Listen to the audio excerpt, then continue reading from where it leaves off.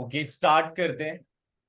Chapter number 7, aggregate demand and aggregate supply. ठीक है, aggregate demand का मतलब होता है जब हम ये देख रहे होते हैं कि होल इकोनॉमी, जितने भी लोग हैं पूरे इंडिया में, वो कितना डिमांड कर सकते हैं, उसका जो एस्टिमेट लगा रहे होते हैं उसे कहते हैं एग्रीगेट डिमांड। तो एग्रीगेट डिमांड जो है वो एक एस्टिमेट है जो इकोनॉमिस्ट लगा रहा होता है कि पूरी इकोनॉमी जो है वो कितना डिमांड कर सकती है गुड्स एंड सर्विसेज की, उसे कहते हैं एग्रीगेट डिमांड। ठीक है, एग्रीगेट डिमांड का मतलब समझ आ गया। एग्रीगेट डिमांड का मतलब होता है कि होल इकोनॉमी कितना सोच रही है कि वो डिमांड करेगी, उसे हम कहते हैं aggregate demand. There are 4 sectors in the economy: household, firm, government and foreign sector. 4 ही सेक्टर पूरे इंडिया में पाए जाते हैं और पूरे वर्ल्ड में। हाउसहोल्ड, जो इंसान मेहनत से कमाता है। फर्म, जो गुड्स एंड सर्विसेज बेचता है। गवर्नमेंट, जो पूरा कंट्री को चलाता है। एंड फॉरेन सेक्टर, जो लैक कर रहा होता है उस रिसोर्स में, तो दूसरी कंट्री से मंगवाता है। तो या तो एक्सपोर्ट होगा या फिर इंपोर्ट होगा। ठीक है, जिसके पास सरप्लस है वो बेचेगा और जिसके पास डेफिसिट है वो खरीदेगा। ठीक है, तो aggregate demand refers to the total value of goods and services which all the sectors of an economy.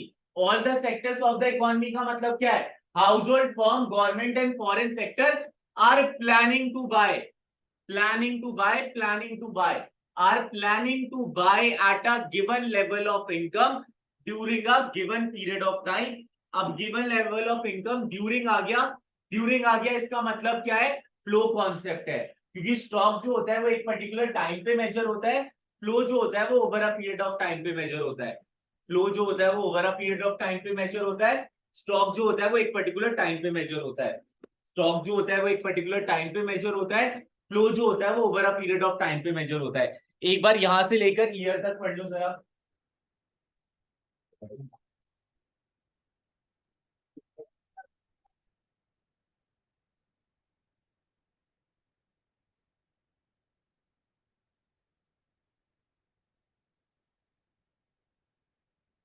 चलो, अब नेक्स्ट पे आते हैं। यहां तक तो सबने पढ़ लिया ना।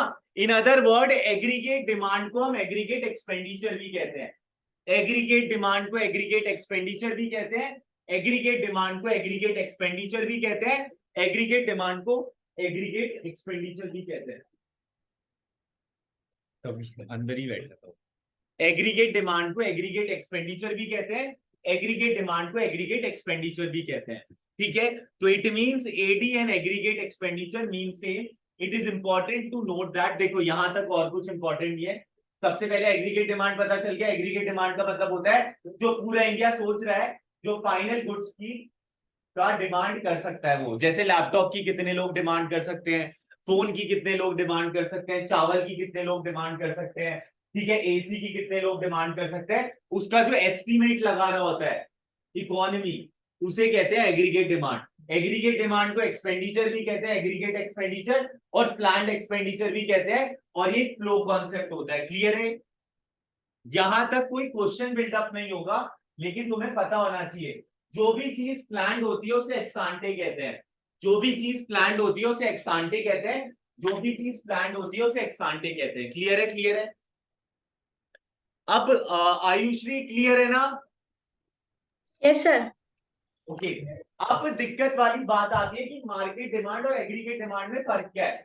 मार्केट डिमांड एक कॉमोडिटी की डिमांड। जैसे कि मैं कह रहा हूं एक चेयर की डिमांड कितनी है पूरे मार्केट में, ये कहलाएगा मार्केट डिमांड। लेकिन मैं कह रहा हूं हर गुड्स एंड सर्विसेज की कितनी डिमांड है पूरे इंडिया में, वो कहलाएगा एग्रीगेट डिमांड। जब मैं कह रहा हूं आम की डिमांड पूरे फेज 3 में कितनी है, वो क्या कहलाएगा? Market demand. जब मैं एक कॉमोडिटी ले रहा हूं और उसकी डिमांड देख रहा हूं, मार्केट डिमांड है। और जब मैं अलग गुड्स एंड अलग सर्विसेज, बहुत different different types of goods और बहुत different different types of services की बात कर रहा हूं, तो वो हो जाएगा एग्रीगेट डिमांड। जिस चीज को आप टच कर सकते हो गुड्स है, और जिस चीज को आप टच नहीं कर सकते लेकिन उसकी वैल्यू है, उसे हम कहेंगे सर्विसेज। समझ गए? समझ गए?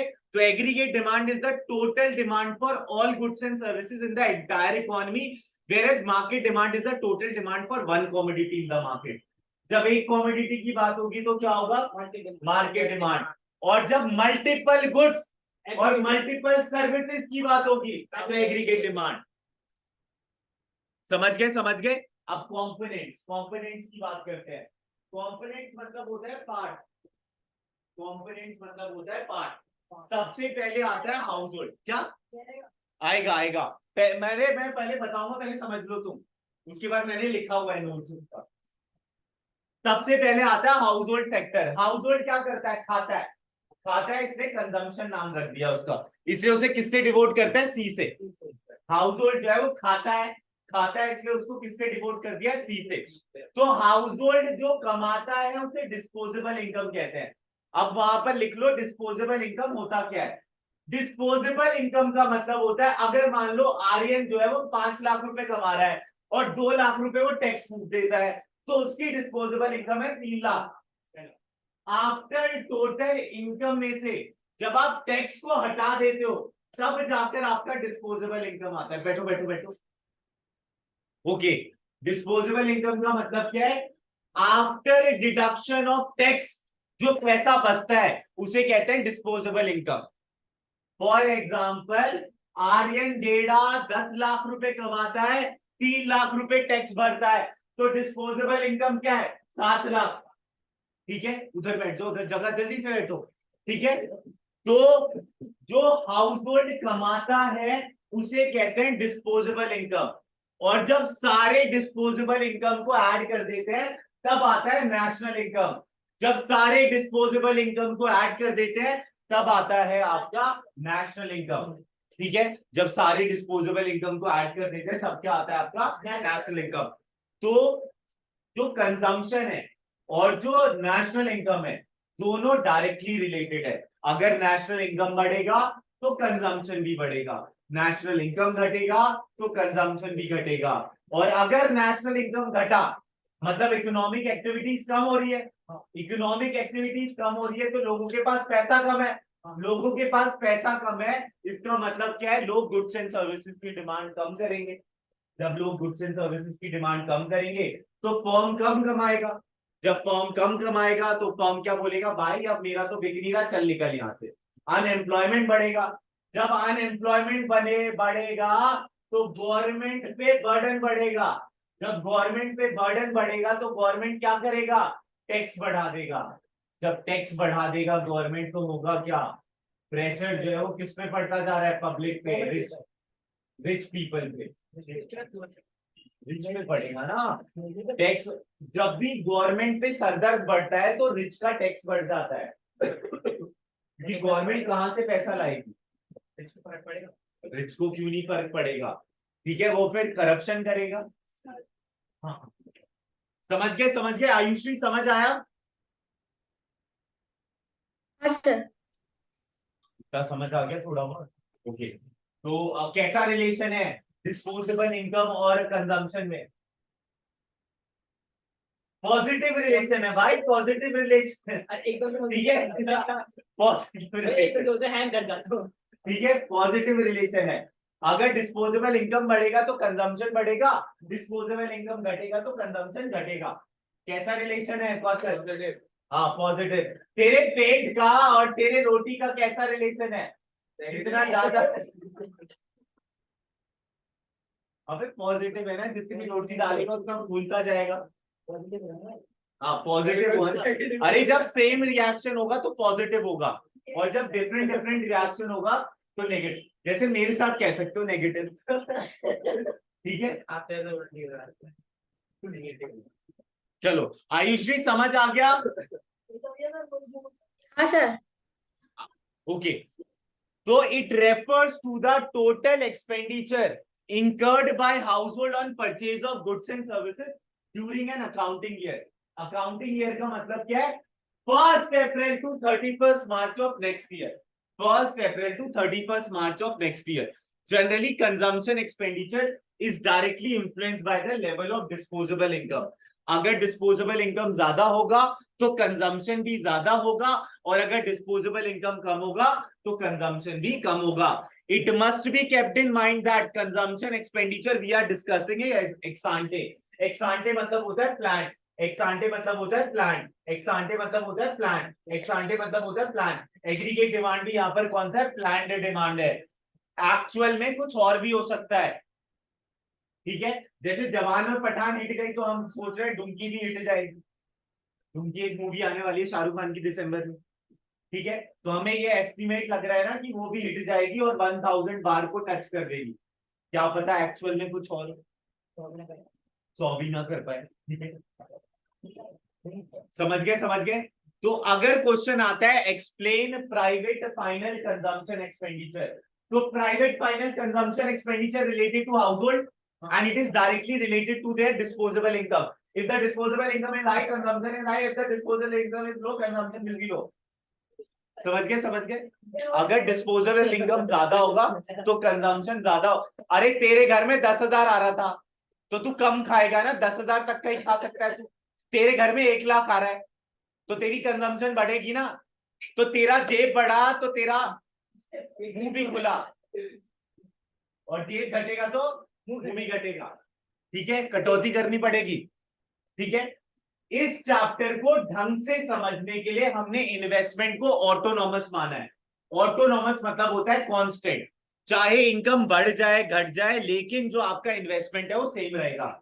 इस चैप्टर को ढंग से समझने के लिए रियलिटी में इकोनॉमी कुछ अलग तरीके से एक्ट करता है, लेकिन आपको एक चीज बस समझ आ जाए जो कि है कंजम्पशन, इसलिए हमने इन्वेस्टमेंट को ऑटोनॉमस माना है। ऑटोनॉमस मतलब क्या होता है? Constant, stagnant. मैं यहीं खड़ा हूं तो स्टैग्नेंट, ऑटोनॉमस, ठीक है। जब जीरो इनकम था तब भी इन्वेस्टमेंट 20 था, तो जिस जीरो इनकम पे इन्वेस्टमेंट जितना होगा उतना हर इनकम पे इन्वेस्टमेंट उतना ही होगा, ठीक है। इस चैप्टर को ढंग से समझने के लिए हमने इन्वेस्टमेंट को ऑटोनॉमस माना है। और यहां पर जिन लोगों की इन्वेस्टमेंट की बात हो रही है वो प्राइवेट फर्म्स है, पब्लिक फर्म्स नहीं है। प्राइवेट फर्म्स क्या लेता है? चेयर लेता है, प्रिंटर लेता है, बुक शेल्फ लेता है, बुक्स लेता है, ये सब क्या है? इन्वेस्टमेंट। अरे अबे तो मैं भी तो उसी का पार्ट हुआ ना। प्राइवेट फर्म्स क्या लिखा है यहाँ पर? Private limited with lots of debt, ठीक है। Private limited with lots of debt, debt, ठीक है। डेट है ना, अनसिक्योर्ड लाइबिलिटी है ना बहुत सारी।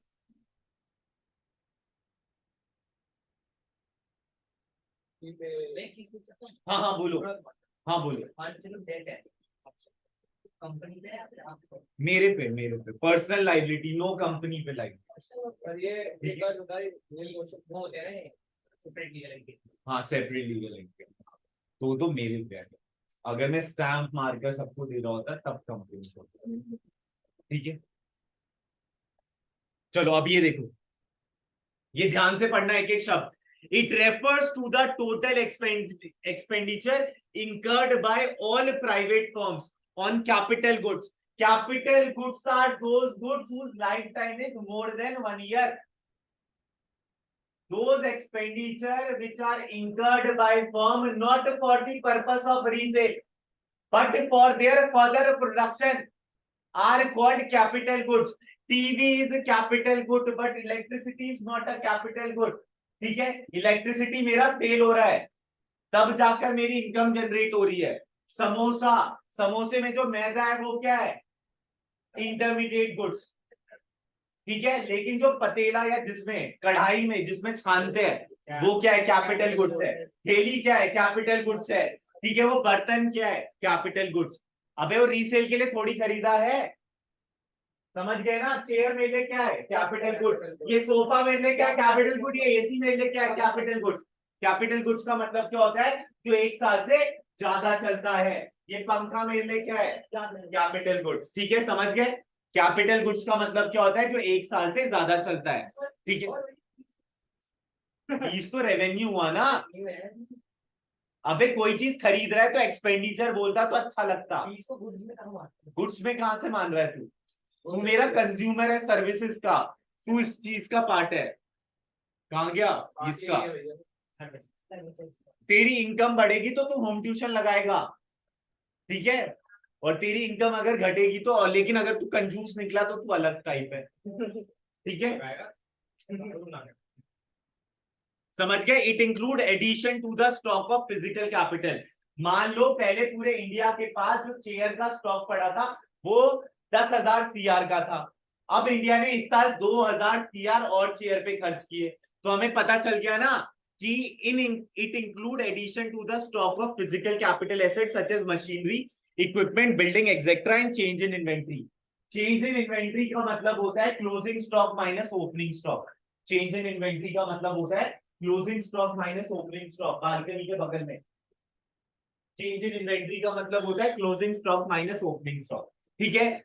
For simplicity it is assume that in our study that investment expenditure is autonomous, that is investment are not influenced by the level of income. समझ गए, अगर लेवल ऑफ इनकम बढ़ा या घटा वो मैटर नहीं करता, फॉर दी सिंप्लिसिटी कि इन बच्चों को जो 12वीं कक्षा के छात्र हैं उन्हें ढंग से समझ आ जाए, एक ही चीज इस क्लास में समझ आ जाए, इसलिए हमने इन्वेस्टमेंट को ऑटोनॉमस माना है, ठीक है। अभी तक भी पेपर पॉइंट ऑफ व्यू से बस समझना था, ठीक है, बाकी अब जो पढ़ाया जाएगा वो पेपर पॉइंट ऑफ व्यू से बहुत इंपॉर्टेंट है, नहीं वो याद नहीं करना। अब सारी चीजें जब पढ़ाई जाए लॉजिकली समझना, क्योंकि इसमें से न्यूमेरिकल आता है, और न्यूमेरिकल तभी हो पाएगा जब तक ये समझ आएगा, ओके। तो तुम्हारे हिसाब से ना, बस तुम्हारे सिलेबस के हिसाब से बस 2 सेक्टर आ रहा है, हाउस होल्ड और फॉर्म, ठीक है।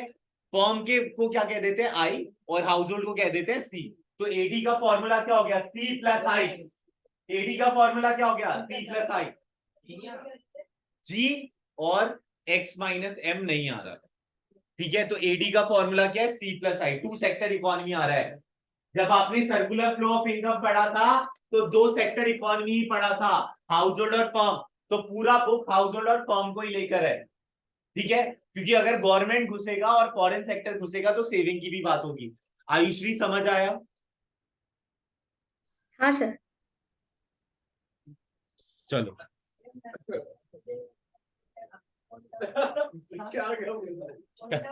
अच्छा कॉन्टेक्ट किया।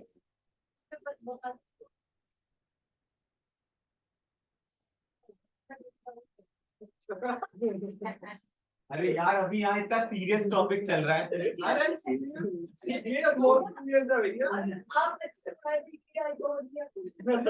अरे आपको कब देना आपके नाम पे कंप्लेन फिर जो देख सकता है और इतना प्यारा अरे तू इनॉग्रेशन के लिए गया था ना, छोड़ना। चलो अब जल्दी से करते हैं, चलो अब ध्यान से सुनना। अब जो करवाया जा रहा है वो इंपॉर्टेंट है। एडी का फॉर्मूला क्या होता है, सी प्लस आई। ईडी का फॉर्मूला क्या होता है, सी प्लस आई। जब इनकम 0 होता है और कंजम्पशन हो रहा होता है उसे कहते हैं ऑटोनॉमस कंजम्पशन।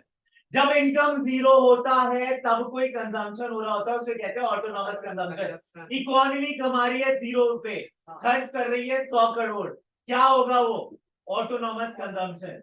जब इनकम 0 होती है और कुछ कंजम्पशन होता है उसे ऑटोनॉमस कंजम्पशन कहते हैं। भैया ये पैसा आता कहां से है, तो 3 तरीकों से ये पैसा आ सकता है, पास सेविंग, बोरविंग या फिर एसेट बेच दो।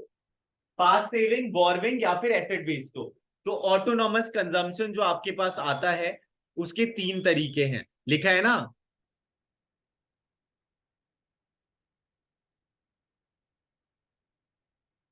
नीचे दिख रहा है, पास सेविंग और थ्रू सेल ऑफ एसेट्स और बोरविंग, ठीक है। तो जब इनकम 0 होती है तब कुछ कंजम्पशन होता है उसे ऑटोनॉमस कंजम्पशन कहते हैं। जब इनकम 0 होती है तब कुछ कंजम्पशन होता है उसे कहते हैं ऑटोनॉमस कंजम्पशन। ऑटोनॉमस कंजम्पशन का साइन होता है सी बार। ऑटोनॉमस कंजम्पशन का साइन होता है सी बार, सी बार, सी बार। ऑटोनॉमस कंजम्पशन का साइन होता है सी बार। आर्यन, ऑटोनॉमस कंजम्पशन क्या होता है? अरे नहीं ये हमने जो अबे 3 बार होता है बोला तो हम नहीं बोल सकते, मैक्रो है, इकोनॉमी। बोलना है कंट्री 0 कमा रही है, खाद 40 रही है, तो वो ऑटोनॉमस कंजम्पशन हो गया। ठीक है प्रियांशु, ऑटोनॉमस कंजम्पशन क्या होता है? अरे हम नहीं बोल सकते brother, economy macro level. Macro level. जैसे 500 के पैसे नहीं है पर लोन लेके खर्च कर दिए, वही ऑटोनॉमस कंजम्पशन है ना। तो अभी तो तू ऑटोनॉमस में ही जी रहा है मतलब। मैं 500 में बात कर रहा था। ऑटोनॉमस मतलब क्या है? जब इनकम 0 होती है और कुछ कंजम्पशन या फिर सारे ऑटोनॉमस कांस्टेंट।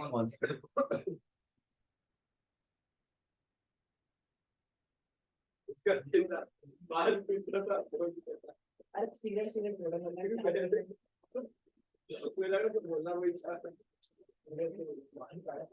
उसी बाहर है ऐसे।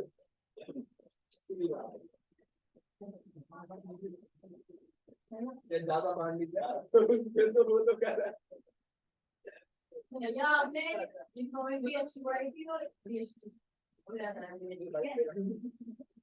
अरे छोड़ो ना, अभी हो जाएगा भाई। अरे यार सीनियर से पूछना, अभी ऐसे ही चलता है सब कुछ, नॉर्मल है ये सब, दिसंबर तक सब नॉर्मल है। फेल होते रहो, कोई दिक्कत वाली बात नहीं, लेकिन जनवरी में फेल हुए तो तुम्हारी पढ़ाई में दिक्कत है। दरवाजे मार के कोई प्रॉब्लम ये सब प्रॉब्लम ऐसा ही है। हाँ भैया ये ओके, जब इनकम 0 होती है सब कुछ कंजम्पशन हो रहा होता है, उसे ऑटोनॉमस कंजम्पशन कहते हैं। ठीक है, ये लर्न हो गया। जब इनकम और कंजम्पशन इक्वल होता है उसे कहते हैं ब्रेक इवन पॉइंट। जब इनकम और कंजम्पशन इक्वल होता है उसे कहते हैं ब्रेक इवन पॉइंट। ठीक है, तो ये ना अपनी कॉपी में लिख लो जरा। जब आपका इनकम 0 है और कंजम्पशन 40 है, इसे कहेंगे ऑटोनॉमस कंजम्पशन।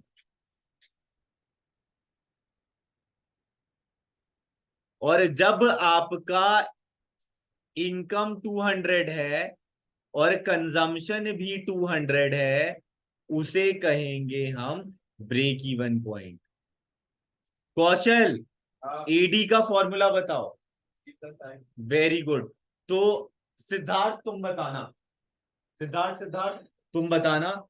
मान लो इन्वेस्टमेंट जो है वो 20 है, तो इस सिनारियो में आपका एडी क्या होगा? इस सिनारियो में एडी क्या होगा? नहीं एडी क्या होगा? टोटल एडी का 220। ठीक है, अबे 0 लेवल पे अगर इन्वेस्टमेंट 20 है तो क्या बोला है? इन्वेस्टमेंट सेम रहता है ना हर लेवल पे। तो अगर मैंने तुझसे पूछा एडी कितना है, एडी का फॉर्मूला क्या है? सी प्लस आई।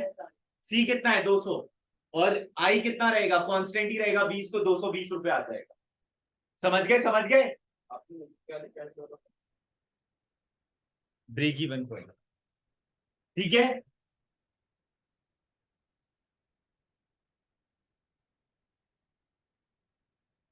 अरे 3 कॉपी बनानी आ रही है तुझे, इको अकाउंट बिजनेस स्टडीज। पांच सब्जेक्ट है।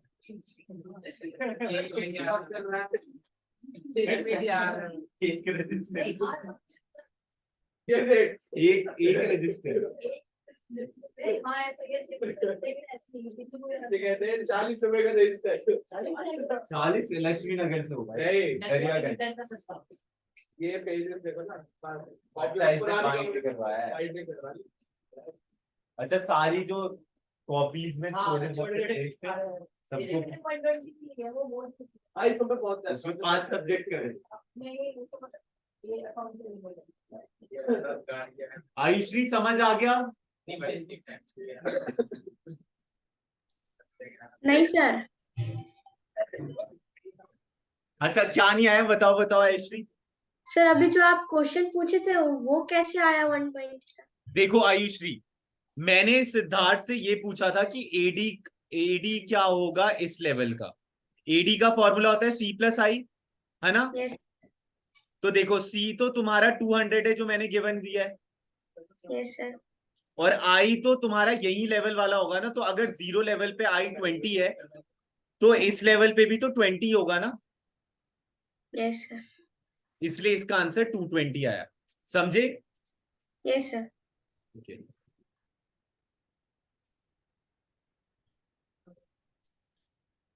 अब चलो ये ग्राफ देखते हैं, तो जरा इस ग्राफ को कॉपी पेस्ट कर लो जरा सब।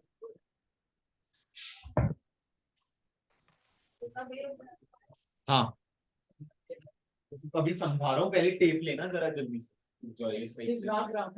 हाँ, सिर्फ ग्राफ ग्राफ।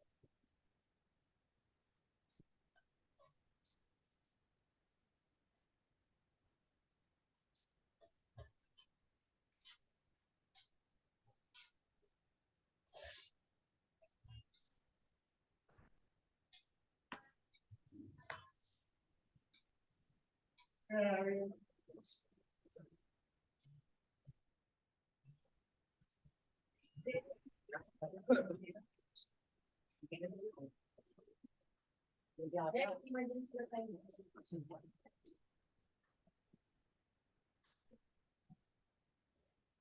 बनाओ, बना लिया। ठीक है, अभी तो ये रिटर्न का हुआ था 6 बिलियन से ज्यादा जो इमरजेंसी वाला सिस्टम हुआ था, सबसे इमरजेंसी अलर्ट सॉल्व किया था 6 बिलियन से ज्यादा इमरजेंसी वाला। अच्छी बात है। एयरटेल के जितने भी ऑफिस थे ना, उनके फोन, उनके पास जितने भी फोन थे भाई साहब, उनकी हालत खराब हो गई। बस करके हर किसी का 100 फोन है, ठीक है, सबने एयरटेल का सिम डाला है। एक साथ हाँ, वो सब तक नहीं बंद होती, मतलब तुम करोगे और एक बार नहीं, 2 बार हुआ।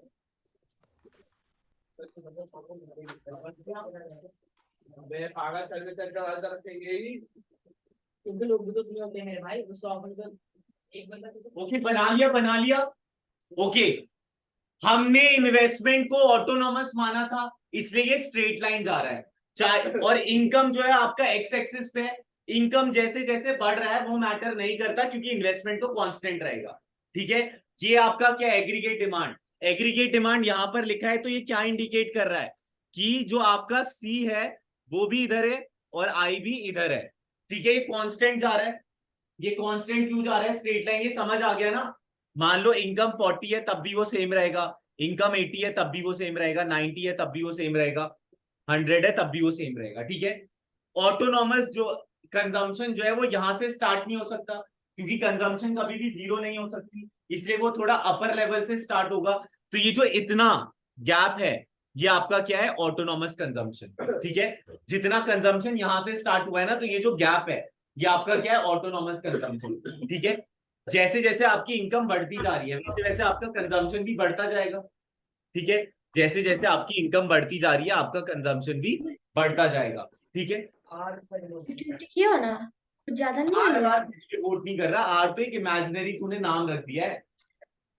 ठीक है, ये तेरा आई हो गया, तुझे बस लाइनों से मतलब है, बाकी मतलब तू ABCD रख, आर्यन रख, प्रियांशु रख, बाय बाय बाय।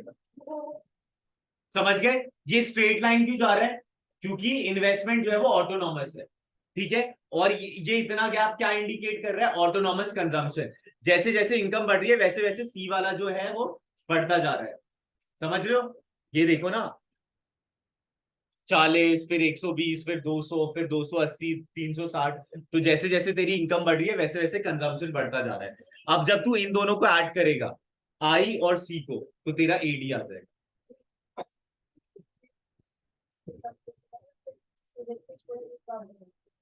ऐसा नहीं नहीं नहीं नहीं, ऐसा नहीं आएगा, ये आ जाएगा एक्सप्लेन एडी, तो ये एडी में ये डालना पड़ेगा।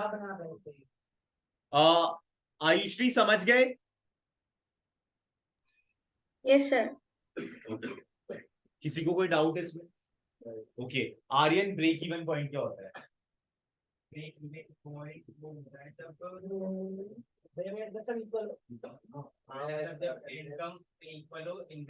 अरे कंजम्पशन। ओके, जब ब्रेक इवन पॉइंट होता है तो एडी इक्वल टू इनकम होता है।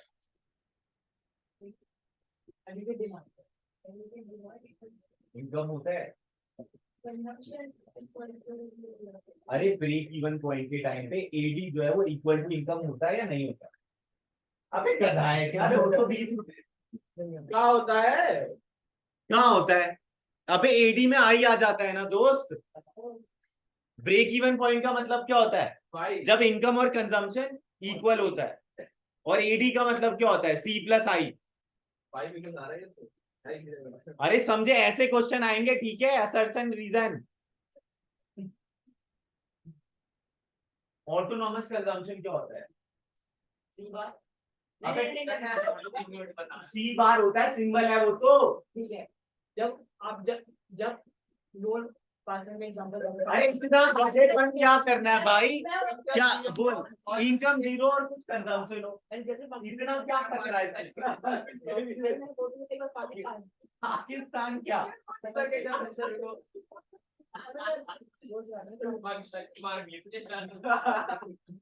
पाकिस्तान की बात नहीं। ओके, अब एक फीचर लिख लेना।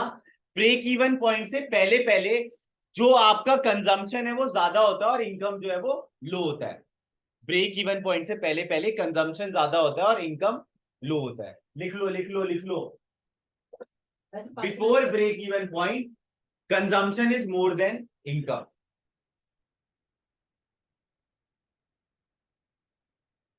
ये तेरे नोट्स वैसे हैं ना? इसको ब्रेक में भाई consumption is more than income. हाँ, इस चैप्टर को ढंग से समझने के लिए प्रियांशु क्या चीज ऑटोनॉमस मानी है?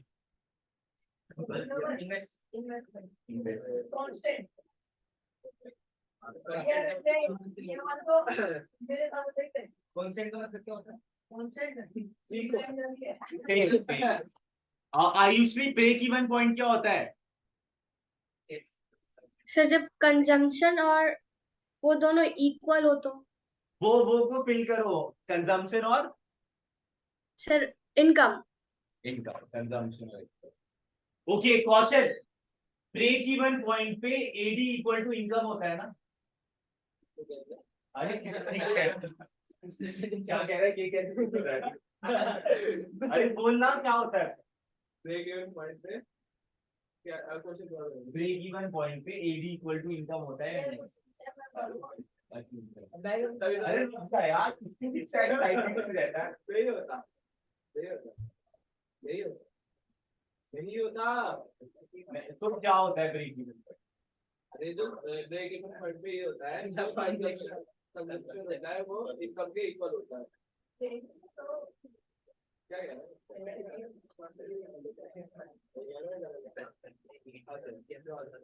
तो आर्यन, ब्रेक इवन पॉइंट क्या होता है? इनकम सेम हाँ,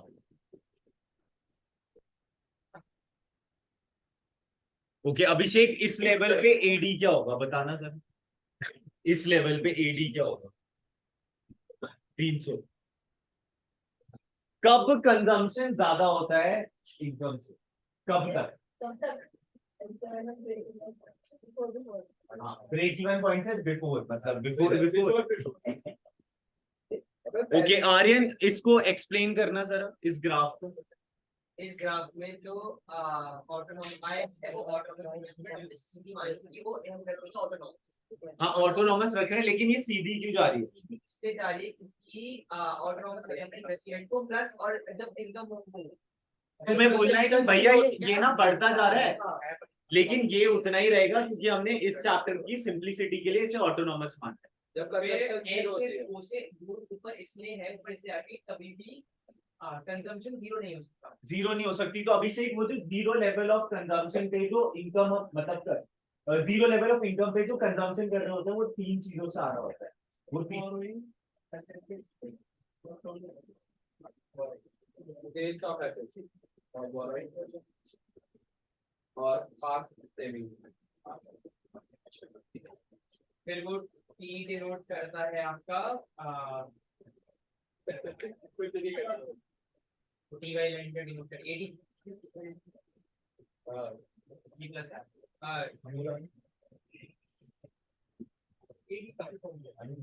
एग्रीगेट बंदा करता है। हाँ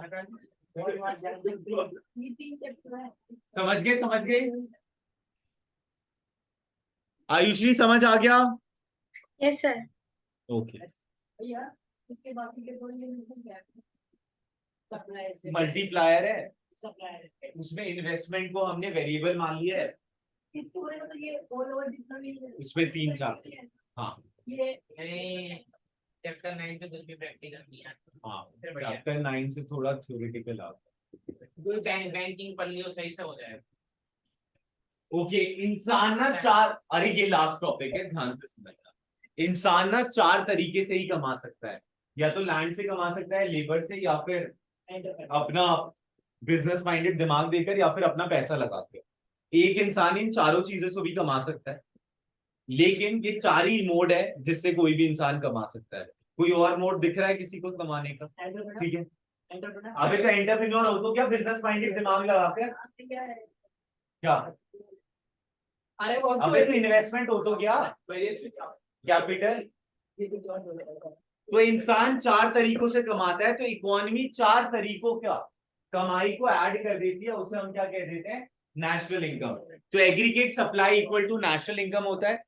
और जब आप कमा रहे होते हो, बोलो बोलो, जब आप कमा रहे होते हो, जैसे कि मान लो आपने 1 लाख अर्न किया, तो या तो आप 1 लाख का 1 लाख अपने पेट में डाल लोगे, या फिर कुछ सेव करोगे। ठीक है, तो एग्रीगेट सप्लाई के 2 फॉर्मूले हो जाते हैं, एक aggregate supply equal to national income, और एक aggregate supply equal to consumption plus saving. अगर आपके पास 10 रुपए है और आपने 8 रुपए खा लिए, तो 2 रुपए आपने क्या किए, सेव किए, तो आपकी टोटल इनकम थी 10। ठीक है, तो aggregate supply equal to national income और national income equal to consumption plus saving. Clear है आयुश्री, क्लियर है? Yes sir. लिख लो लिख लो लिख लो, ये आएगा क्वेश्चन।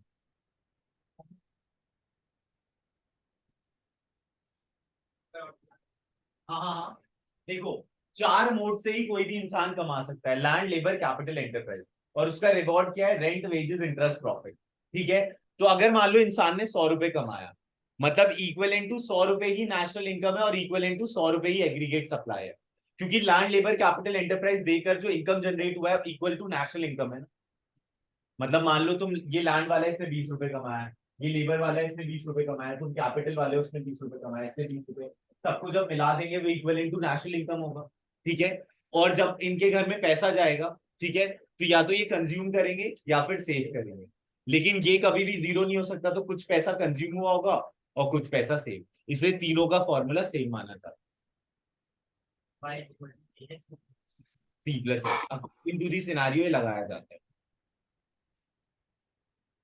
ओके, देखो, जब इनकम जीरो होती है तब कुछ कंजम्पशन होता है, उसे ऑटोनॉमस कंजम्पशन कहते हैं। उस टाइम पे जो सेविंग होती है वो नेगेटिव होती है, और इस नेगेटिव सेविंग को डिससेविंग कहते हैं, क्योंकि आपने कहीं ना कहीं से तो पैसा उठाया होगा। समझ गए समझ गए?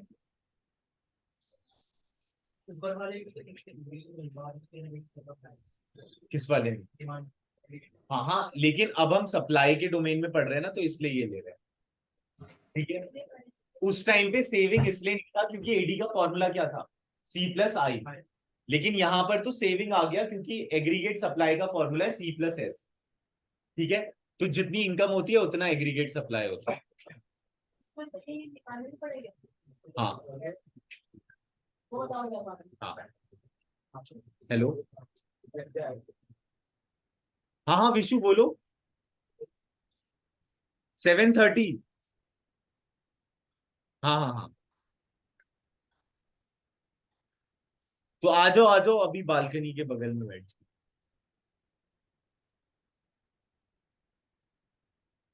समझ गए समझ गए? ये समझ आ गया ना, इसमें कुछ लर्निंग आउटकम नहीं है, बस ये लर्निंग आउटकम है। इनकम आपका एक्स एक्सिस में है और कंजम्पशन एंड सेविंग आपका वाई एक्सिस में है। किनीशियन ने 45 डिग्री की लाइन दे दी, मतलब कि 45 डिग्री इधर हो गया और 45 डिग्री ये हो गया, और ये तो 90 डिग्री होता है। तो जब 100 इनकम होगी तो कंजम्पशन भी 100 होगा, जब 200 इनकम होगी तो कंजम्पशन भी 200 होगा, जब 300 इनकम होगी तो कंजम्पशन भी, मतलब कि इनकम भी 300 होगा, जब 400 होगा तो कंजम्पशन एंड सेविंग भी 400 और इनकम भी 400। समझ गए? अब ये वाली लाइन पढ़ लो बस, एक सिग्निफिकेंस ऑफ 45।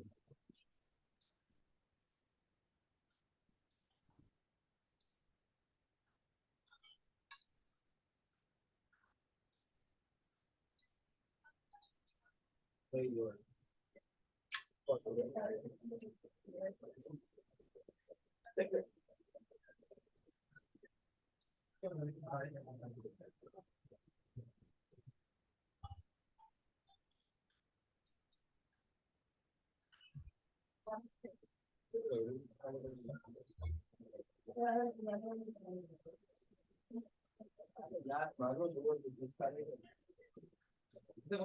बता बढ़िया बढ़िया समझ गए ना। इनिशियल ने सिंपलिसिटी के लिए 45 डिग्री का लाइन ले लिया है। एक्स एक्सिस को उसने किससे डिवोट किया, इनकम से, और वाई एक्सिस को कंजम्पशन और सेविंग से। ठीक है, और हर लेवल पे वो सेम आएंगे। अभी इतना ही करते हैं और नेक्स्ट क्लास में करेंगे। ठीक है आयुश्री, और नेक्स्ट क्लास में करेंगे कल। ठीक है, ओके सर।